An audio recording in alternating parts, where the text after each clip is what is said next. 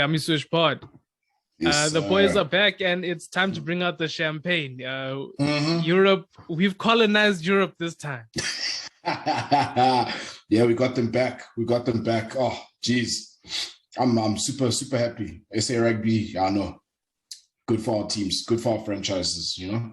Yeah, congratulations to us. They said it couldn't be done, but we're smiling. Yeah, we happy over here, you know. We happy over here. We backed our boys, you know, rightly so. And you believed where I didn't believe, so I give it to you there. Yeah, man. Because I mean, look, if you look at the way that the Bulls, especially if we're talking about the Bulls game, you know, the way that they went about it, you know, you can see that they knew that it was going to require a big effort, you know, and all-round performance from everybody, and they delivered that, you know, barring the start, you know, when Leinster scored the try, you know, it almost looked as if it might be a long day, you know, especially being away from home, but they absorbed that pressure, and the forwards stood up, you know, they brought that physicality, and they just kept on hammering them, and the Bulls' backs as well, you know, they did the business, especially defensively. I think more than anything, it was a defensive effort that won the Bulls, you know, because that got the Bulls that result, you know, because phase after phase, they just kept it together and kept Leinster out for longer periods, and actually got turnover ball and stopped their momentum, you know. And look, yeah, man, big up to the Bulls. Big up to those are vital points you bring up. That getting on the ball, getting those turnovers in vital moments. The defense, I wasn't sure if they could take the defense overseas, but they did it. And especially talking about the backs, the way that the backs rushed up and cut them off. Yes. It was just they got it spot on. They got it spot on. They did, you know, because, you know, Leinster can hurt you, and a lot of those teams can hurt you with strike plays, you know, with the set piece, and we saw examples of that, you know. But like you say, you know, the backs, they made sure the defensive line got up in their faces. But then, you know, special mention, Johan Grobler for the Bulls, he was big. All those turnovers, you know, without those, and it was a crucial moments, you know, so he picked his moments brilliantly, you know. So yeah, look, credit to him. He sorted, you know, I was a critic of his based off the work around the lineouts, and he sorted that out as well. So it's just that development. The guy is he looks like a box snub now, where it's now you're looking at Dweber like yeah. But you know, of course there's that picking order, you know, but again, it's just the artillery that the Bulls have, you know. And I saw in the second half, you know, you see I think it's Janko Swanepoel coming in the lock when he came in, you know.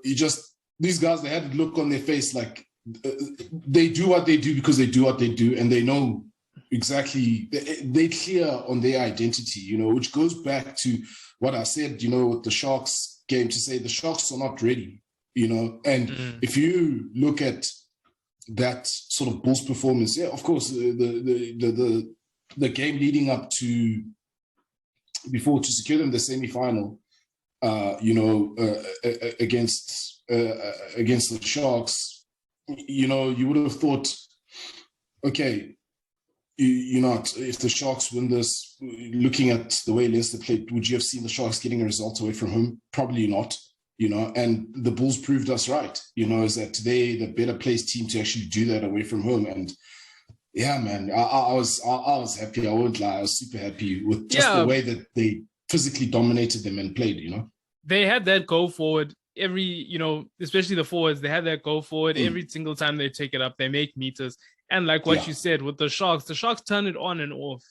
It's on for certain periods of the game, but then they can't finish, but then they turn it on later in the game. The Bulls, it's the same thing throughout. They stick to their plan, whatever they're doing. And they, as we always say, they get the job done. Even their identity, you saw that forwards move that they did. That's an under 14 move. Yeah. But it still paid off because it's one of those things where I can tell you I'm going to throw it to the 2 jumper. But if I'm just good at doing it, you can't compete. Yes. Because that's what it was. It's just they really outmuscled Leinster, and considering, you must remember, the Leinster have been dominating this competition, where it was first Pro 14 or Pro 12, as it were. They've been very dominant, and even, you must understand, as much as the Bulls are big here in SA, they big in Ireland, and in Europe. So I think, after the final, people actually realized the magnitude of that result, or just the result on both ends, in both games for SA Rugby, So, yeah, man, again, Bulls, Coach Jake White and the team, the winning ways we can see. Yeah, it's winning ways. It's winning ways. Cornell Hendricks, I think he had a good game. Kanan Moody playing 15. I say Hendricks because it had been, he was there starting, then Mapu came in and Foster came in and they changed it a bit, but he came in and solidified. I'm sure he'll be starting in the final as well.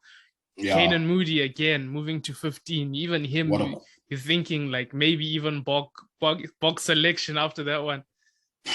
Yeah, like I thought about it because it's a big game and he was big, yes, maybe made a mistake here or there, but overall, just even his work rate, just chasing up the kicks, making the tackles, it's very seldom that you see guys that will be able to chase those Gary Owens and get to the receiver and take him down, and that's just pressure that is being applied. And for him, he's in the baby box squad. I think he's in the wrong box squad.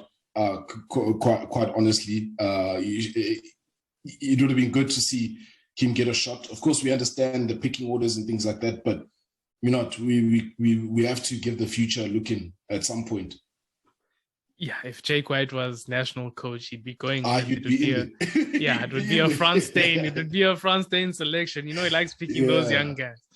But Stormers as well. We thought it was in danger at certain points. Guys lost their head, red cards. We thought it was a classic bottling situation, but they managed to pull it out. Damian Willems, he took it upon himself. He took it upon himself. Yes, he was the guy, and we highlighted that at the 12th position, maybe that's where the Stormers would be vulnerable, and of course it was later on in the week, it was late called Willems getting into the starting lineup, and that 12th position was actually the most crucial position because he was a man of the match performance. He was immense, man. He was big, and look, his future for the box, it can't be utility. It has to be 12. If you're looking at it, just what he's delivering, the physicality that he brings, as well, his ability just to also make meters, and then also his defensive work. He doesn't shirk his defensive duties. But again, Stormers, I think the history of stealing games came into the fore. It served them well. It's in their DNA. It's in their DNA, and they got that done, and again, it shows the character of their team and how they've grown. Early in the season, we didn't really rate the Stormers, and their coaching group, and they got themselves together. We'll give them credit, they got themselves together, and they're in the final now. Contentious point around that kick, that conversion. I don't know. I don't want to talk about it. In fact, but even the Ulster try was also a bit contentious for me. Yeah. Yes, so there was certainly that was like a forward pass. There was a forward pass involved for me. So look, Stormers, it's going to be a good one. Yeah, it's going to be good. The boys get it done, but it was in doubt. Even Damian Willems, I don't know what they did what water they gave him during the week to recover from that injury, but man. Yeah, they must just stay away from testing him for a while.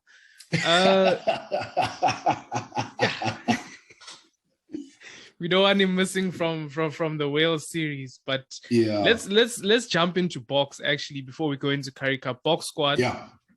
new guys there, a few surprises. I think this is one of the few box squads where almost everybody is happy. I can say that. I was a bit disappointed I didn't see like Pepsi in there, you know. He's one of the very few, which is why I say you can always list a good amount of guys that you can say should have been there. You think about years back where it was crazy the amount of players that you'd want to be in the side. Now we're splitting very finely. I mean, you've got guys making a comeback. You've got Dion Currie. Yes, he's been immense for the Stormers. Yeah, so he's been the difference. Yeah, and Marcel Coetzee coming back. You've got Goosen coming back. Esterhuizen coming back. So I would say those guys. There's lots of people calling for Coetzee back. I mean, Goosen, I would say it's a bit shaky because he hasn't played. But I mean, they've seemed to keep everyone happy so far. Maybe Kromela was the only one where we can. I think that's the hottest one. Yes, that is the Hobla. I think it definitely is the hottest one that's missing. You know, but you can't really complain with the squad that they've put together. You know, except for Jesse Kriel. Yeah, well, you see, I can agree with you there. You know, I can really agree with you there. It would have been good to see, you know, somebody else get a look in. It would have been interesting to see them, you know, reward a franchise maybe like or a union, a franchise like the Cheetahs, where maybe a player like Sia Masuku comes in because now he can play 10 and 12, you know, and give him a look in because he's been immense for the Cheetahs. And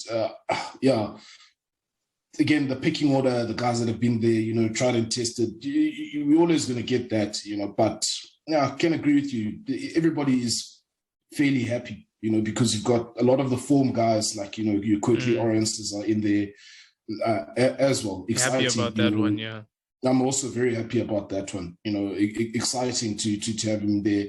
You know, I'm just glad that they weren't afraid to put in like to back Grant Williams. You know, to keep him there as well. As much as they brought Faf back and Gwebusayina, like now the scrummy is the fight there. It's going to be a big fight. But again, even loose forwards, you know, because.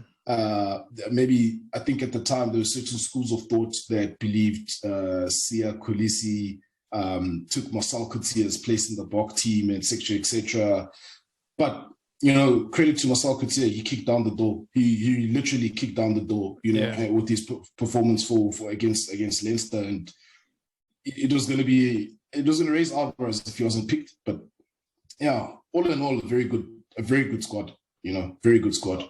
Only question mark, Ngunu is the one where you're like, Yes, I said that last week as well. You know, with the training group, that initial training group that was named, it's like I don't see what they see. I know you mentioned about the impact that he's made off the bench for the Sharks.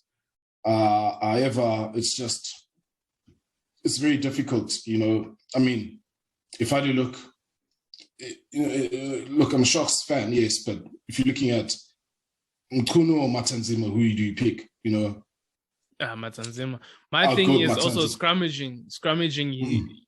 He's not the strongest. He has that impact, but scrummaging, he's not the strongest. That's why you got to go with Matanzima. But look, you know, that's why they get paid the big bucks. You know, but. Yeah, the Raging Bull, he'll get his moment, you know, you'll get it. Because remember, there's still rugby championship coming on. So what does composition now may not necessarily, there'll be some guys new guys will be in the rugby championship. So yeah, it's getting closer and closer to test season. So yeah, it's exciting, man. Exciting. Yeah, let's talk Currie Cup now. Province versus Sharks. I called this one. This one I called. You did. I thought Sharks would win, just sneak it, but no, you called this one. And Province, yeah. Not too much to say. Lades played 10, which I thought was interesting. And then Sharks also, they had some URC boys there, but URC boys didn't impress. It's to the point, Cohen Bosch, guys, it's time. We've come to the end of the road. Yeah, because I mean, he's supposed to be the marquee number 10 at the Sharks, but there's nothing marquee about his play at the moment. There hasn't been the whole season. If we're being honest, there hasn't been anything marquee. Even in the pack, you had guys, Noche was in there, but I think in crucial positions, if you're going to bring in the URC guys, and if you want to win, go for it. Bring in the heavy artillery, get the results, and they couldn't do it. I was disappointed with how that game was managed overall. I mean, even just from a structure perspective, you've got your URC 10, but it doesn't look like there's any structure. It doesn't look like there's any pattern or any. You couldn't see what they were trying to do. And, that was like a club game, that one. Yeah, and rightly so, they were beaten. Look. All that's done is created a good, an interesting semi-finals weekend in the Currie Cup, Yeah, let's talk Pumas Griquas, who, because of that result, they came into the game. It was already solidified that they were making the semi-finals. Pumas, in the beginning, tough start, but they came into the game. They became more dangerous. We know how dangerous. When they wake up and they feel dangerous, this is what they can do. They can put points on the board. Griquas, they grind it out with their forwards. But Puma's most impressive was that tempo, that strike play. When they turn it on, they turn it on. You've got De Beer that's in form. It's just weak point is their discipline. Discipline, yeah. That's where it is, especially with, particularly without the ball and in their own half. They let the Griquas back into that one, because we said it, this Griquas team doesn't go away. They really don't go away. The Pumas were big. Let's not lie. Luther Obi, if you talk Makondo, and I think it was his 50th, and is it? Yeah, it was his 50th, and he had a big game. The hits that were going on out there, it was, you could see both teams. Yeah, this game is personal. Yeah, it was. It really was, because I think they were in the fight to see who's going to finish. It was third, fourth, and not the draw that I called, but 4 tries. Each team got the 4 tries, on board, and Pumas got that additional point for being within the 7-point range. But overall, all I'm like, it was a warning shot from Willy Engelbrecht, where he said, us smaller unions, once we're in the semis, we're going for it. And I'm interested to see what's going to happen this weekend, because and it's all good. It's good for South African rugby going into next year's season in the URC and in Europe as well, because most probably you're going to find some of those guys at the Pumas and Griquas. They're going to get their shot. Some of those guys already have contracts. Mafura's going back to the Cheetahs. You've got Reinhard Jonker that's going to the Lions. So there's I'm sure they're also going to pick him up. There's a lot of guys that I'm sure they're going to be involved in those squads. My only issue with this game is 2 tries for the Griquas shouldn't have been allowed. And 1 try for the Pumas shouldn't have been allowed. That's my only issue. Because you look at the last play, there was the Pumas, the one they had a forward pass. Yes. Rev played on, but that one was marginal. Then the Griquas, the player picks up the ball after kicking. He says he kicked it, he didn't touch it. That was a knock-on. Then there was a the kick to win the game, that try. There was also something in the build-up there. So that's the only stain on this game, is that it was exciting and whatever, but it's like 3 of the tries. They should have. Yeah, look, we know officiating is not easy, but I mean, there's some of the calls. TMO is going to come in. TMO come in, make the right decision. Guys, use the technology. That guy was sleeping. I don't even know what happened. That guy was sleeping. It's almost like there was a consensus that we're gonna just let them play. Let them play, let it flow. It was the mandate. No, and I thought about when I was watching that. I just said it was like, no, it seems like there's a mandate here to just let things go and let the boys play out. Yeah, let them play. And look, play they did good. It was a good game, good exciting game. But overall, for me, I'm just excited the fact that, from a union level, we've got the Pumas and Griquas rightfully in the top 4 top four of the Currie Cup.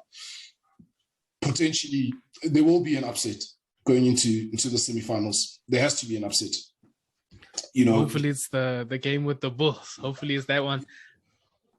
Bulls cheaters. Masuku back. That was one that you had question marks about, to say why wasn't he in the squad the last few games. Trying the cheaters, vital game for the cheaters because they had slipped up now. It was a situation where to top the log, they had to win and they had to keep the Bulls from getting bonus points. Big ask. Yeah. But the Bulls players, they've got to focus on URC, so they took a big squad with them. But they still had some good guys. Yeah. But cheaters back to business. This is what they've always looked like. They just kept rolling. Chris Smith had a good game. He filled in the centers there. And it's they were back to business. Kasende was getting involved everywhere. He was, showing some muscle. Forwards in control, front football, easy game. Yeah, it does. And I mean, you can see, like, again, like you said, the Bulls, they put out a somewhat a different team, a real Currie Cup team, as it were, by Lion standards. Yeah. Yeah, the Lion standard Currie Cup team. And, the results showed that. And the cheaters, for them to be able to tick all those boxes to get top spot, that says something about them, about their character. I still maintain that their best 10 is Sia Masuku, and you saw the difference with him there. The way he controls the game, he's just seems to have more time on the ball. He's just a different type of player, and that's why I would have thought that he would have gotten that surprise selection into the Bok team, which of course went to Dion Currie, but it's cheaters back to business, but it's not going to be easy in the semi-finals. It won't. Yeah, it's not. But it's good to see them back in form. In Sila as well. The forwards came together and got the job done. They just showed they showed the gulf in quality between the two groups of players. Yeah, and the more experience as well. The experience showed. The experience showed. And I think the other thing is that, I think the cheaters realized that they slipped up. They had the sort of the dip, and they're trying to rectify the ship. But we'll see, because now it's one more game with the potential of it being two more games.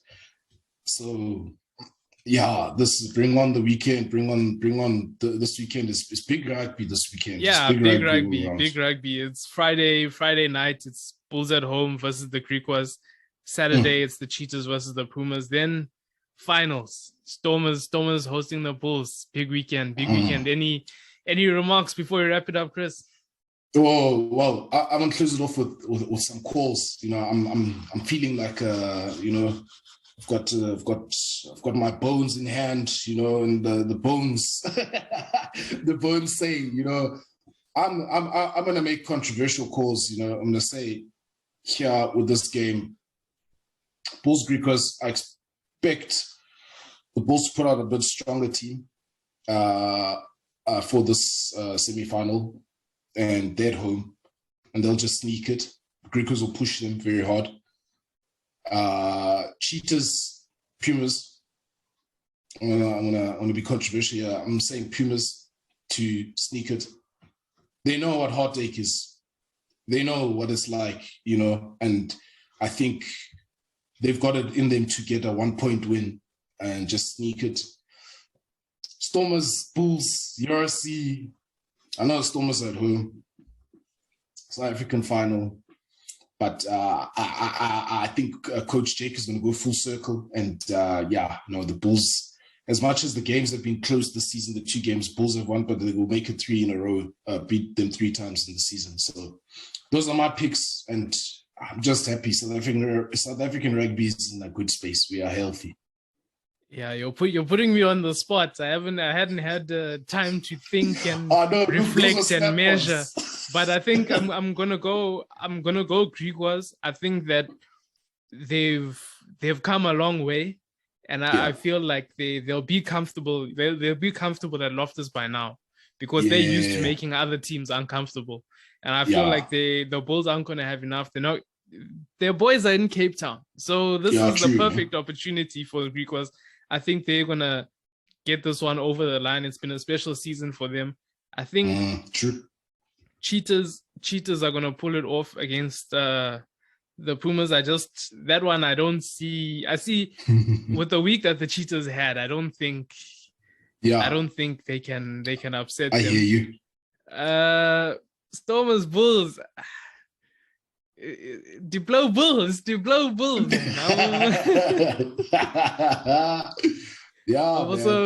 I'm going with the Bulls. I think they've also, both of the teams have come far, but they've come too far to mess it up now. And I think even the trip, obviously traveling does take a toll, and it teams that travel tend to lose when they come back, especially playing back-to-back away. But I feel like this trip will have galvanized them even more. Yes, energize them, is just put them in a different level, because they have been the franchise that's been on a different level, especially locally, But either way, in the URC, at the end of the day, the trophy's staying here. So you know what? Whoever wins, we're still happy for SA Rugby, Yeah, we're very happy, very happy. Dummy Swish Pod, thanks for watching.